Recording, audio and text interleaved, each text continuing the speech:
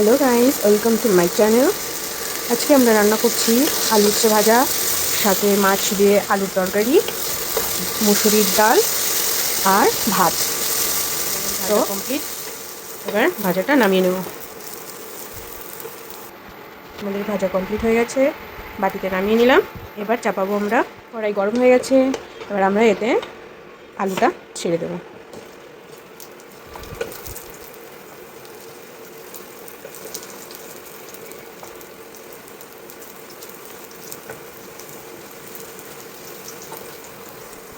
একটু লবণ হলুদ দিয়ে ভেজে নেব।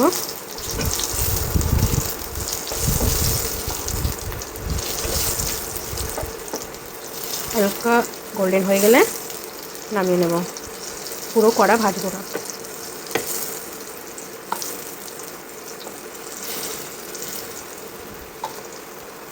আমাদের আলু ভাজা কমপ্লিট। এবার এক এক করে আমরা নামিয়ে নেব।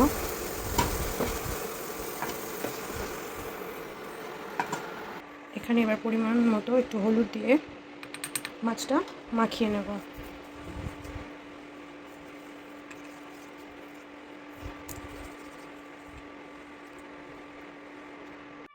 মাছ মাখানো কমপ্লিট।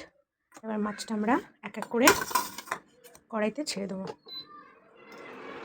তেলও গরম হয়ে গেছে আমাদের।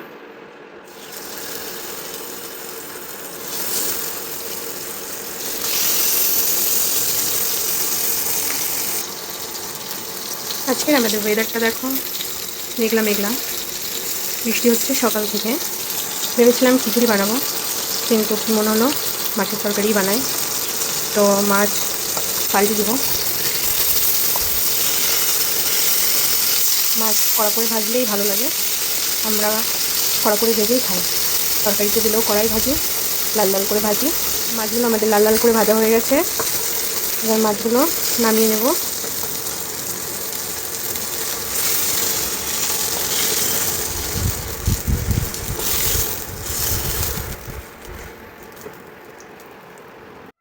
এবার আমরা একটু দেবো তেল, তারপরে দেবো, তেলটা গরম হয়ে গেলে একটু দেবো কালো জিরে, তারপরে দেবো পেঁয়াজ। হালকা ভেজে একটু লাল লাল হয়ে গেলে দিয়ে দেবো। একটু লাল লাল হয়ে গেছে, এবার আমরা দিয়ে দেবো মশলা।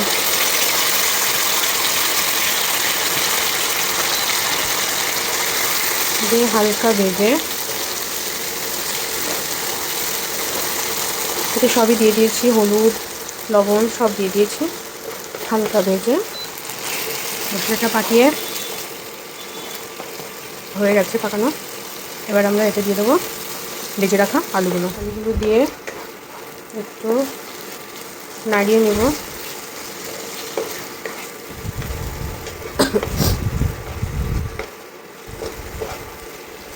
হালকা নাড়িয়ে তারপরে এতে একটু গরম জল দিয়ে দেবো।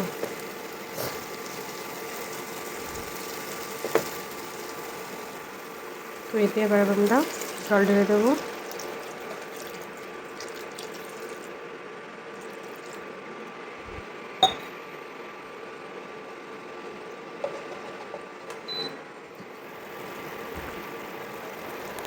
এবার মাছগুলো আমরা দিয়ে দেবো। হালকা নাড়িয়ে ধনে পাতা দিয়ে হালকা নাড়া দিয়ে আমরা তরকারিটা নামিয়ে নেব। রান্না কমপ্লিট। এই যে আমার মাছের তরকারি, মাছের ঝোল।